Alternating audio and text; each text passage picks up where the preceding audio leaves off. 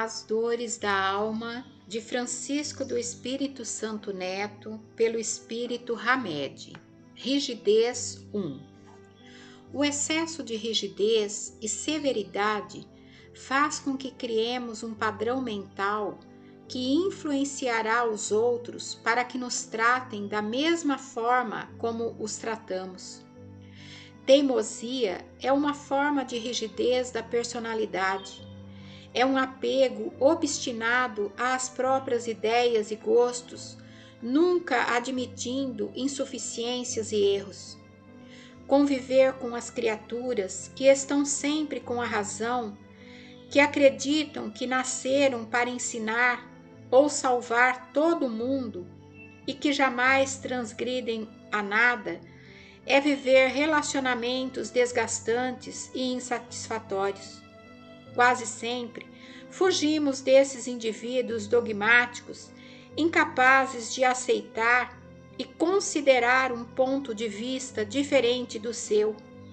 Nesses relacionamentos, ficamos confinados à representação de papéis instrutor-aprendiz, orientador-orientado, mentor-pupilo. Somente escutamos, nunca podemos expressar nossa opinião sobre os eventos e as experiências que compartilhamos. As pessoas teimosas vão ao excesso do desrespeito por não darem o devido espaço para as diferenças pessoais que existem nos amigos e familiares. Abre aspas. Pelos vossos excessos chegais à saciedade e vos punis a vós mesmos. Fecha aspas. Questão 713 do Livro dos Espíritos.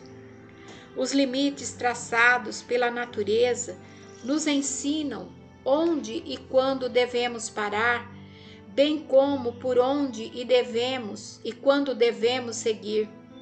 A natureza respeita nossos dons próprios, ou seja, nossa individualidade. Assim, devemos também aceitar e respeitar nosso jeito exclusivo de ser, bem como a de todos aqueles com quem compartilhamos a existência terrena. O excesso de rigidez e severidade faz com que criemos um padrão mental que influenciará os outros para que nos tratem da mesma forma como os tratamos. Poderemos ainda, no futuro, provocar em nós um sentimento de autopunição, pois estaremos usando para conosco o mesmo tratamento de austeridade e dureza.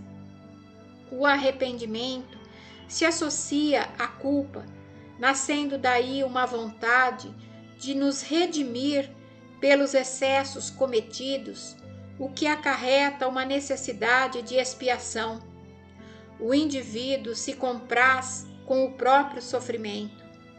Nossos limites se expressam de maneira específica e ninguém pode exigir igualdade de pensamento e ação de outro ser humano. Respeitando nossa singularidade, aprenderemos a respeitar a singularidade dos outros e sempre cairemos no excesso quando não aceitarmos nosso ritmo de crescimento, bem como o do próximo. Segundo Alfred Adler, a compensação é um dos métodos de defesa do ego e consiste num fenômeno psicológico que busca contrabalançar e dissimular nossas tendências inconscientes para nós consideradas reprováveis e que tentam vir à nossa consciência. Os excessos de todo gênero funcionam na maioria das vezes como disfarce psicológico para compensar nossas tendências interiores. Exageramos posturas e inclinações na tentativa de dissimular um caráter oposto. Atitudes exageradas de um indivíduo significam quase sempre o contrário do que ele declara.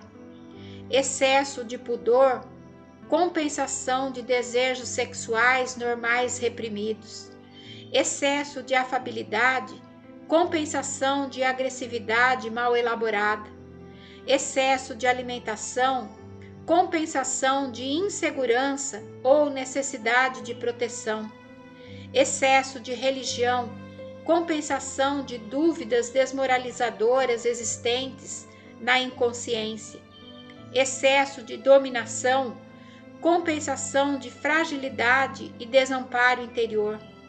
Atrás de todo excesso ou rigidez se encontra a não aceitação da naturalidade da vida fora e dentro de nós mesmos.